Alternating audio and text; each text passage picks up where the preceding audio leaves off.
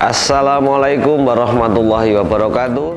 Semoga masyarakat Pacitan pindah datang TV digital lan dukung migrasi TV digital Indonesia.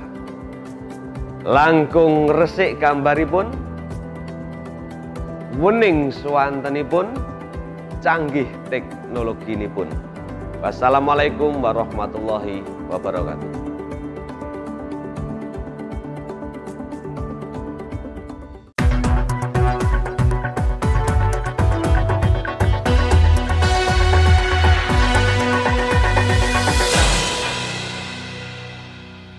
Assalamualaikum warahmatullahi wabarakatuh. Selamat malam pemirsa, kabar Pacitan kembali hadir menemani Anda. Sejumlah informasi menarik seputar Kabupaten Pacitan dan sekitarnya akan kami hadirkan untuk Anda. Semuanya kami rangkum dalam kabar Pacitan edisi Selasa 24 September 2024. Bersama saya Jukumara Sukma, inilah kabar Pacitan selengkapnya.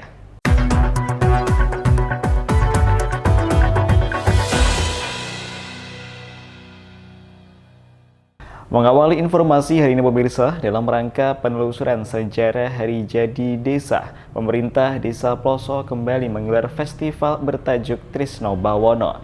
Selain sebagai ajang nguri-nguri budaya, kegiatan itu juga diharapkan dapat menggerakkan roda perekonomian masyarakat.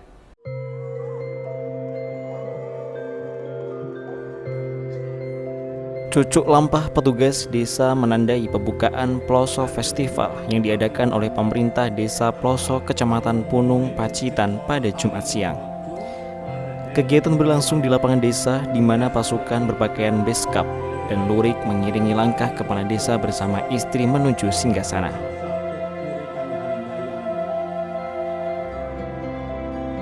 Festival bertajuk Trisno Bawono juga menyajikan kirap nasi tumpeng raksasa yang dibawa ke lokasi upacara.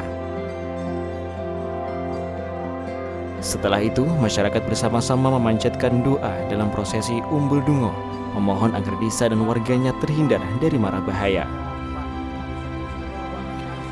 Kepala Desa Ploso, Agus Cahyono mengatakan, kirap Dungo juga berfungsi sebagai ajang penelusuran sejarah dalam menentukan hari jadi Desa Ploso. Hal itu karena dalam menentukan hari jadi desa bukanlah hal yang mudah, sehingga memerlukan data yang jelas dari para sesepuh dan tokoh masyarakat setempat. Ploso Festival terselenggara upaya pemerintah desa dan gotong royong masyarakat, sehingga kegiatan ini mencerminkan kekompakan dan kebersamaan masyarakat dalam merayakan budaya dan sejarah desa mereka. Selain untuk nguri-nguri budaya, Ploso Festival yang sudah kesekian kalinya terselenggara ini juga menjadi ajang dalam memutar roda perekonomian masyarakat desa setempat. Hal itu sejalan dengan visi misi pemerintah daerah mewujudkan masyarakat yang sejahtera dan bahagia. Jadi ini nanti harapan ke depan, saat ini saya mulai dari kegiatan kirap Punggawa ini dalam rangka untuk mengumpulkan literasi dari para tokoh-tokoh yang endingnya nanti adalah pengen memunculkan hari jadinya Desa Ploso. Karena saya sadari menentukan hari jadi ini tidak mudah. Jadi yang namanya desa itu dikatakan bergerak atau hidup ketika kegiatan apapun yang bersifat umum itu harus melibatkan seluruh warga masyarakat. Jadi ikut memiliki kegiatan ini, harapannya ke depan warga masyarakat ketika sudah memiliki kegiatan apapun yang ada di desa ini sehingga mampu untuk mewujudkan desa yang mandiri, harapannya seperti itu. Sekali lagi ini menunjukkan bahwa bagaimana kita harus nguri-nguri budaya, nguri-nguri tradisi. Ini menjadi suatu pusaka yang harus kita pegang bersama dalam rangka menjalani kehidupan ini, karena ternyata bersama kita bisa. Ploso Festival ini juga bisa berfungsi sebagai sarana silaturahmi, sarana untuk melestarikan tradisi, mengembangkan, menumbuhkan budaya, sarana untuk promosi, karena tadi Mbak Lurah bilang ini juga berkaitan dengan ekonomi.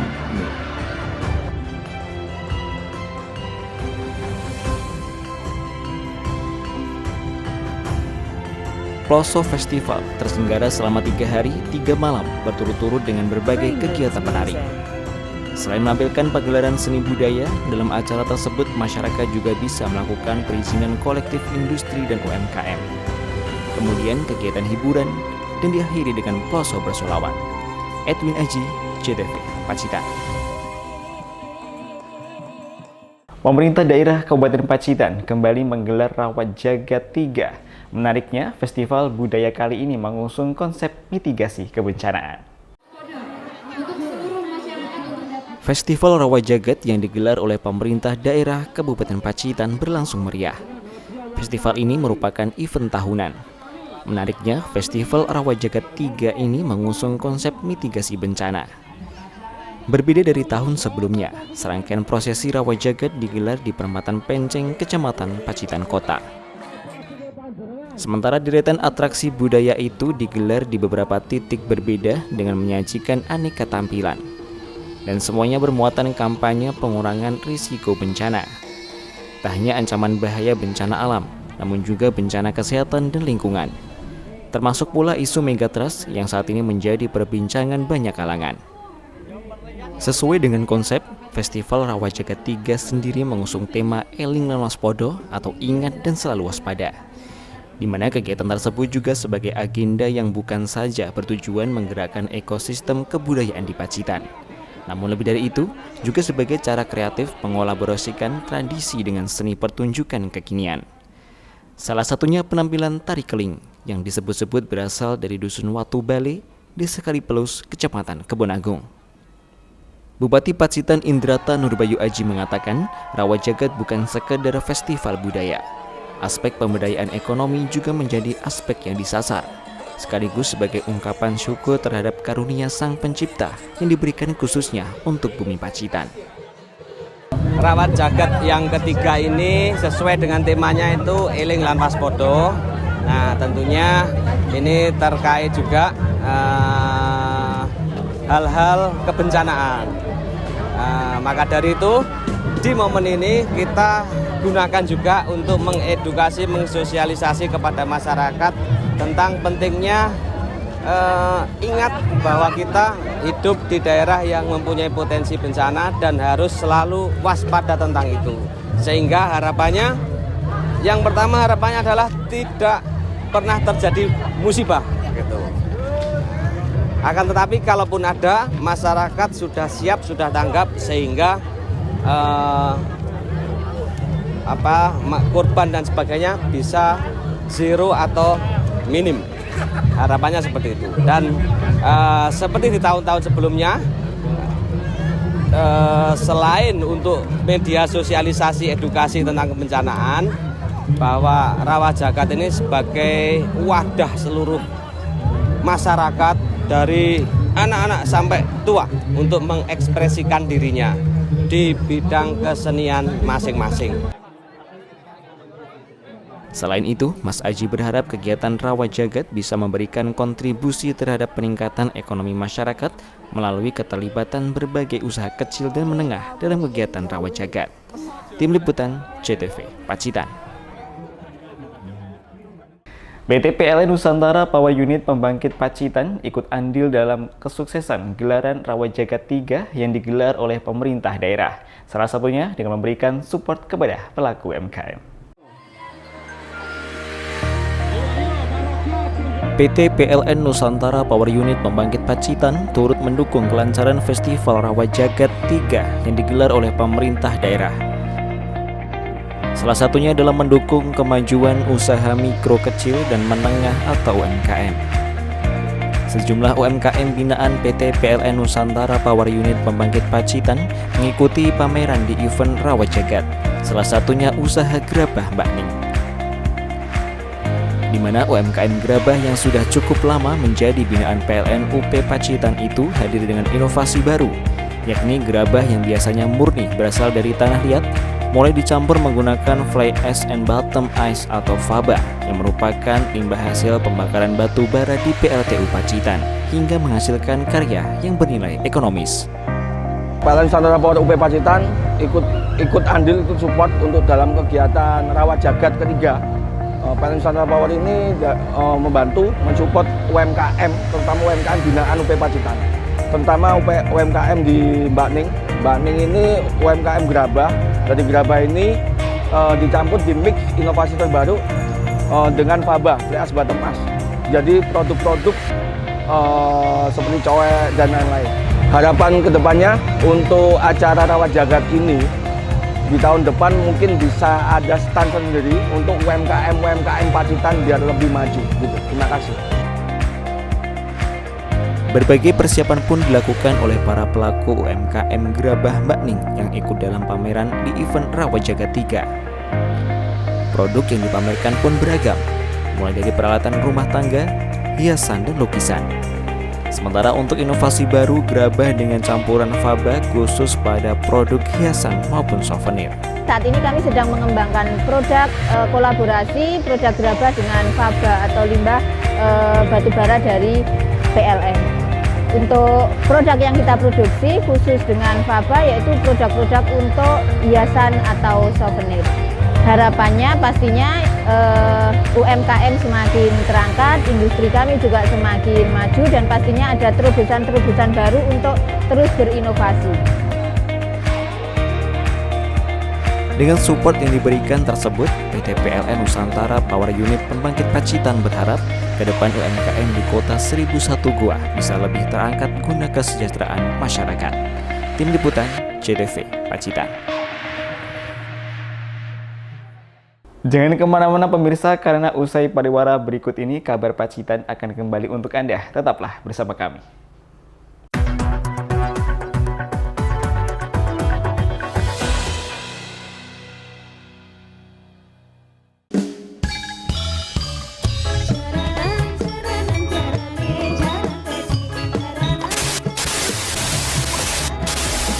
Nonton GTV tidak jelas.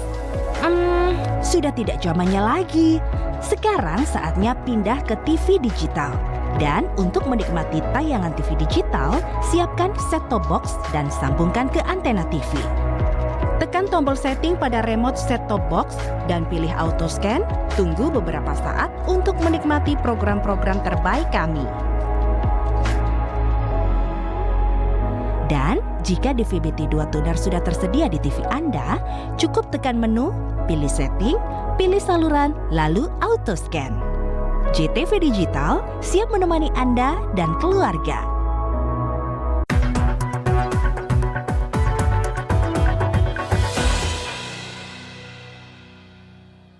Terima kasih pemirsa, Anda masih bersama kami. Kita beralih ke informasi selanjutnya.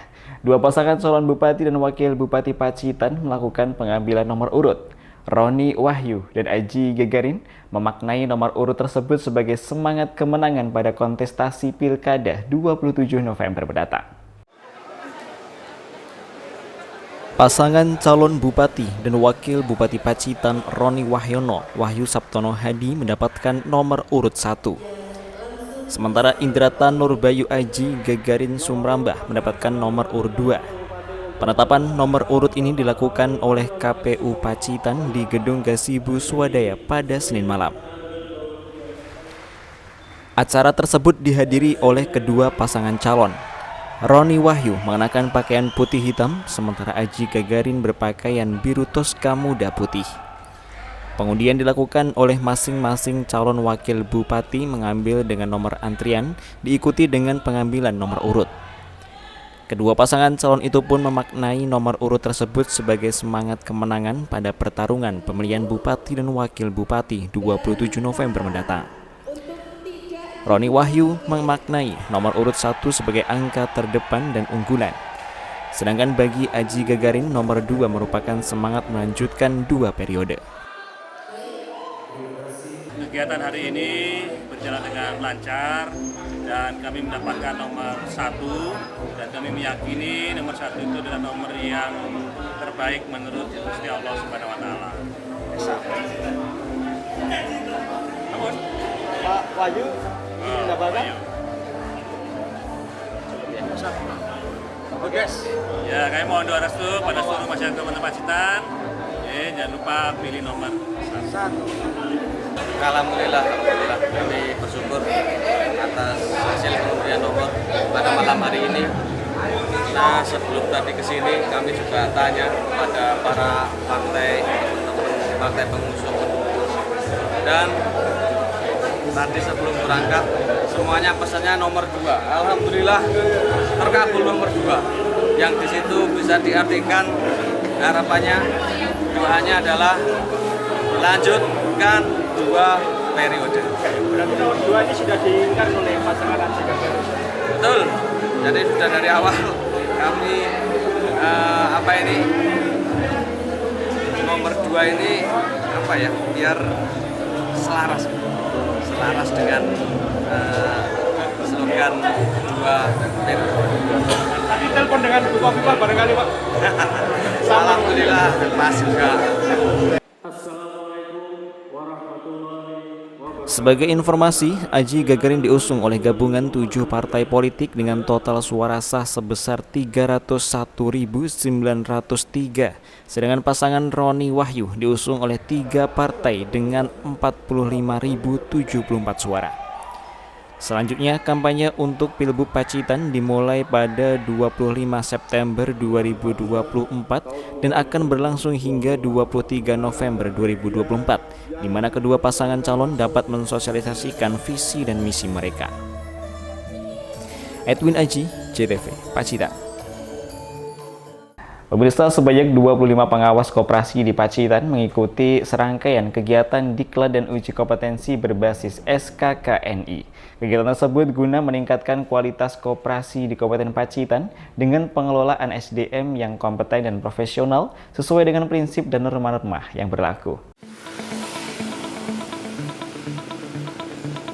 Bertempat di Gedung Pusat Layanan Usaha Terpadu Koperasi dan Usaha Mikro, Kecil, dan Menengah, sebanyak 25 peserta mengikuti kegiatan diklat dan uji kompetensi berbasis SKKNI untuk skema pengawas koperasi pada Senin 23 September 2024.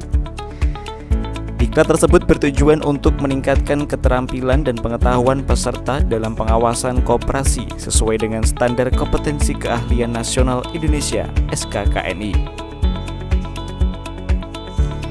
Kepala Bidang Koperasi Diskuperin Pacitan, Andang Soleh Setianto, mengatakan para peserta tersebut menjalani serangkaian pelatihan selama diklat 3 hari ke depan, diakhiri dengan uji kompetensi yang nantinya mereka akan mendapatkan sertifikasi dari lembaga profesi. Menurutnya, hal itu juga sesuai dengan regulasi perkoperasian. Sementara dari jumlah 25 peserta tersebut masih tergolong sedikit dari kebutuhan sekitar 300 koperasi yang ada. Kegiatan ini diperuntukkan bagi pengawas. Jadi sesuai dengan regulasi perkoperasian, untuk semua unsur dari koperasi itu hendaknya mempunyai sertifikasi atau lulus uji kompetensi. Kali ini kita mengadakan yaitu diklat dan uji kompetensi untuk pengawasnya. Diikuti oleh 25 pengawas dari 25 koperasi. Sebenarnya ini jumlah masih sedikit sekali dibanding kebutuhan, yaitu sekitar 300-an koperasi yang ada. Nah, seharusnya semua ikut.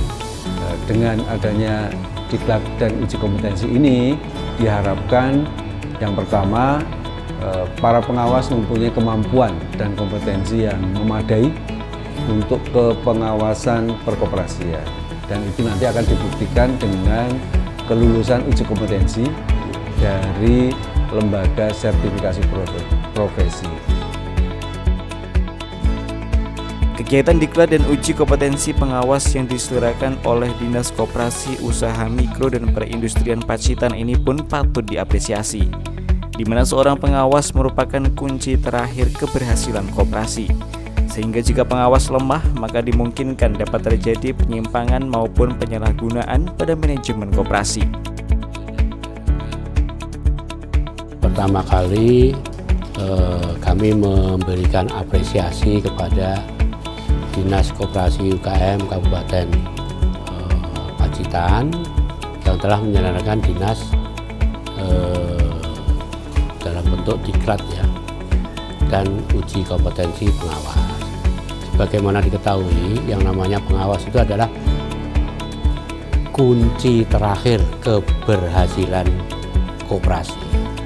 Apabila pengawasnya lemah, akan dimungkinkan banyak terjadi penyimpangan dan penyalahgunaan. Itu yang pertama. Yang kedua, sekarang sesuai perkembangan manajemen modern, yang namanya pengurus dan pengawas itu dipersyaratkan untuk mempunyai sertifikat kompetensi, yang mana ini adalah merupakan sebagai landasan selanjutnya mengikuti uji kelayakan dan kepatutan atau disebut dengan fit and proper test.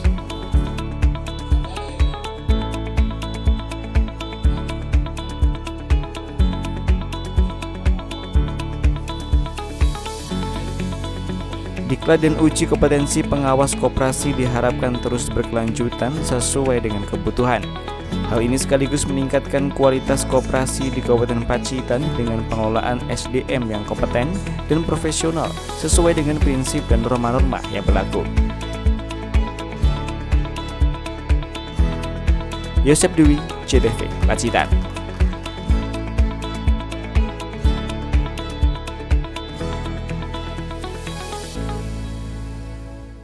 PLN Nusantara Power Unit Pembangkit Pacitan menjalin kerjasama dengan pemerintah daerah dalam mencukupi kebutuhan biomasa.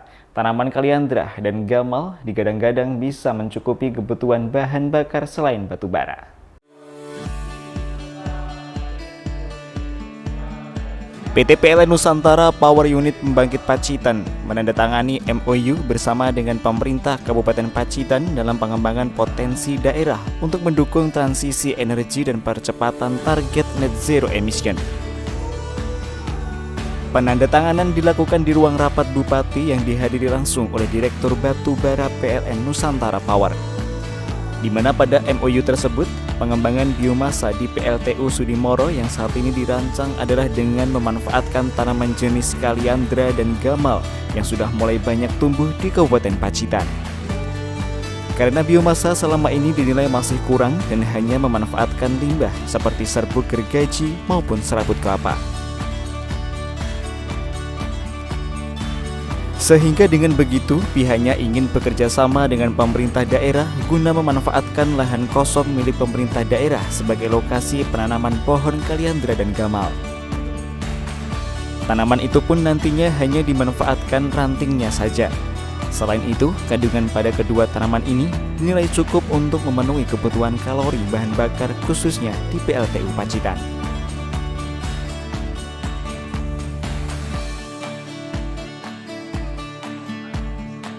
Kita punya PLTU Pacitan, Mas. PLTU Pacitan itu bahan bakarnya batu bara.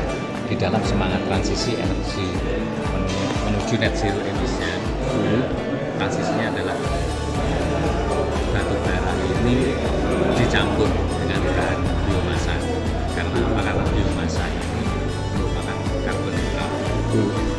Saat ini menggunakan limbah biomasanya serbuk gergaji yang belum cukup, sehingga dengan MOU ini memanfaatkan lahan-lahan yang nganggur, lahan-lahan yang kritis bisa ditanami kaliandra, tanaman energi ya, kaliandra, gamal dan yang lainnya yang nanti akan dipasok untuk ke PLTU. Dan tujuan yang lebih besarnya lagi adalah bisa memberdayakan masyarakat yang ada di sekitar Pacitan yang tadinya lahannya nganggur bisa mendapatkan tambahan penghasilan. Sementara itu, Senior Manajer PT PLN Nusantara Power Unit Pembangkit Pacitan, Abdi Nafi mengatakan, di samping batu bara, untuk penggunaan biomasa PLTU Pacitan sendiri saat ini masih sekitar 5% dari total 10% yang dibutuhkan. Sehingga kerjasama terkait dengan lahan bersama pemerintah daerah itu diharapkan kebutuhan biomasa bisa dicapai. saat ini kami masih mengkonsumsi biomas dari limbah. Dari limbah itu 5%. 5% dari kebutuhan kami kira-kira kalau per hari ya 300 gitu ya. Dan kita ingin tingkatkan itu menjadi 10% gitu ya. Jadi nambah lagi kan gitu ya dari 300 itu, dan dari limbah ini nggak cukup kan gitu ya. Karena kalau limbah itu kan sifatnya sisa-sisa dari ya limbah gergajen kan gitu ya, gergajen atau pabrik-pabrik kayu yang ada di sekitaran sini, sehingga memang kita perlu ada penanaman kan gitu ya, sehingga program ini bisa berkesinambungan seperti itu. Jadi tujuan MOU kerjasama ini di antara pemerintah Kabupaten Pacitan dengan PLTU ada dua hal. Yang pertama terkait dengan isu energi terbarukan. Jadi ke depan tentunya nanti sebagaimana kebijakan pemerintah pusat,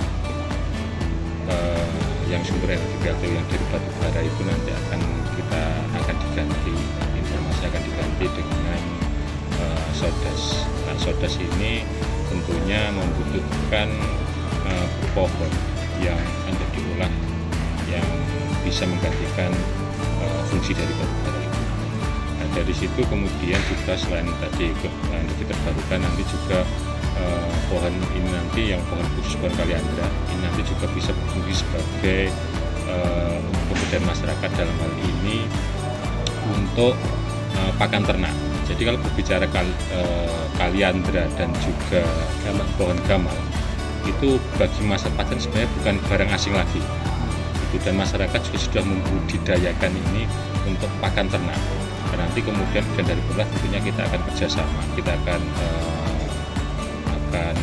kerjasama dengan masyarakat yang membelahan, kemudian kita edukasi yang selama ini pohonnya rantingnya itu belum termanfaatkan secara maksimal. Nanti dengan kerjasama antara Pemkab dengan PLTU tentunya pohonnya ini akan memiliki ekonomis karena bisa dijual gitu, setelah nanti diproses menjadi sodas.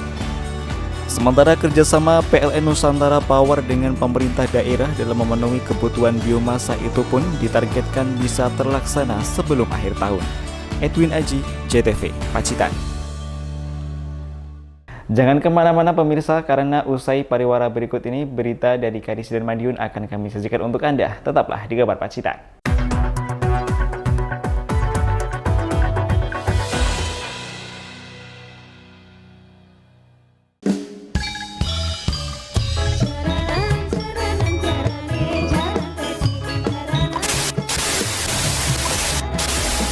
Nonton JTV tidak jelas? Sudah tidak zamannya lagi. Sekarang saatnya pindah ke TV digital. Dan untuk menikmati tayangan TV digital, siapkan set-top box dan sambungkan ke antena TV. Tekan tombol setting pada remote set-top box dan pilih auto scan. Tunggu beberapa saat untuk menikmati program-program terbaik kami. Dan jika DVB-T2 tuner sudah tersedia di TV Anda, cukup tekan menu, pilih setting, pilih saluran, lalu auto scan. JTV Digital siap menemani Anda dan keluarga.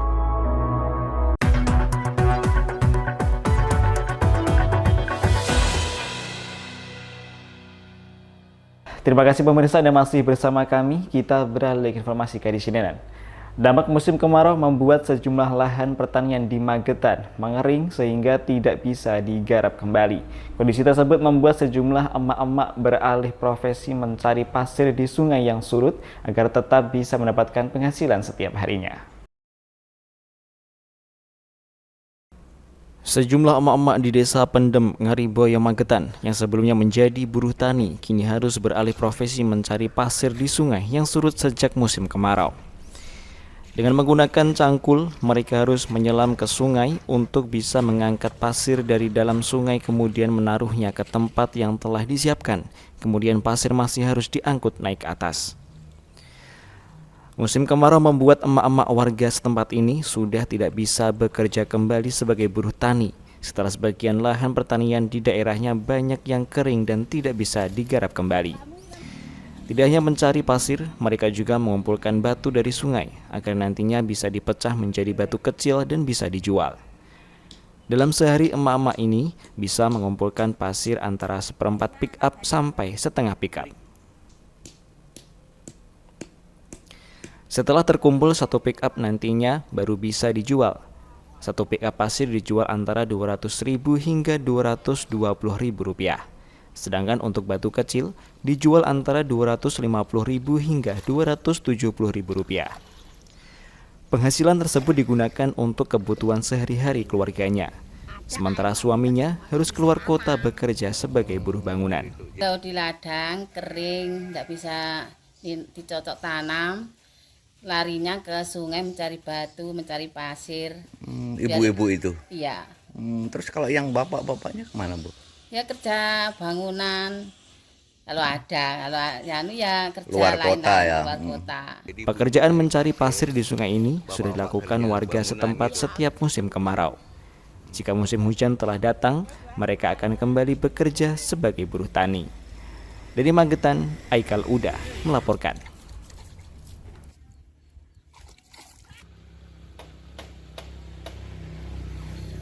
Di sisi lain pemirsa, pembangunan sirkuit balap Magetan di Kecamatan Parang atau depan Pasar Parang mulai dikerjakan dengan target selesai 22 Desember mendatang. Progres pembangunan yang telah masuk minggu ke-7 ini menelan anggaran 13 miliar rupiah. Tes pembangunan sirkuit balap Magetan di Kecamatan Parang yang berlokasi di depan Pasar Parang mulai dikerjakan. Proses pembangunan proyek sirkuit tersebut sudah masuk minggu ke-7 per 19 September 2024. Pembangunan yang baru mencapai 15,8% memiliki batas waktu pengerjaan selama 135 hari atau ditargetkan 22 Desember mendatang telah rampung. Sementara itu terkait lintasan di master plan tidak ada perubahan dengan desain sebelumnya. Namun, untuk anggaran yang sebelumnya sekitar 15 miliar rupiah dari sumber bantuan keuangan khusus atau BKK Provinsi Jatim ada perubahan usai adanya proses pemilihan penyedia melalui e-purchasing. Jumlah anggaran turun 10% dari 15 miliar, kini menjadi sekitar 13 miliar rupiah. Kemarin kan 15 miliar dari BKK, bantuan keuangan khusus dari Provinsi Jatim, tetapi kemarin dari paguan anggaran itu setelah dilaksanakan proses e-purchasing itu turun 10%, sekitar 13 miliar 400 sekian. Diketahui saat ini pekerjaan difokuskan pada galian dan timbunan, di mana sirkuit balap Magetan direncanakan memiliki panjang lintasan 1030 meter dengan trek lurus sepanjang 210 meter dan lebar lintasan 8 meter. Kemudian ada 11 tikungan sesuai dengan spesifikasi standar fasilitas sirkuit dan pendukungnya. Dari Magetan, Aikal Uda melaporkan. Baik pemirsa, informasi tadi mengakhiri perjumpaan kita dalam Kabar Pacitan edisi hari ini. Terima kasih atas kebersamaannya. Sampaikan informasi mengenai pembangunan Pacitan di hotline JTV Pacitan pada nomor 821 3131 2012 atau di email kami jitu-pacitan@gmail.com. Informasi seputar Kabupaten Pacitan juga dapat Anda akses melalui akun YouTube, Facebook JTV Pacitan dan website kabarpacitan.com. Dan pemirsa, dapat kami sampaikan bahwa JTV Pacitan saat ini telah mengudara lewat jaringan digital dengan tampilan yang lebih bersih, jernih, dan canggih. Saya mewakili seluruh kerabat kerja yang bertugas pada malam hari ini. Mohon undur diri. Selamat malam dan sampai jumpa. Wassalamualaikum warahmatullahi wabarakatuh. Salam JTV.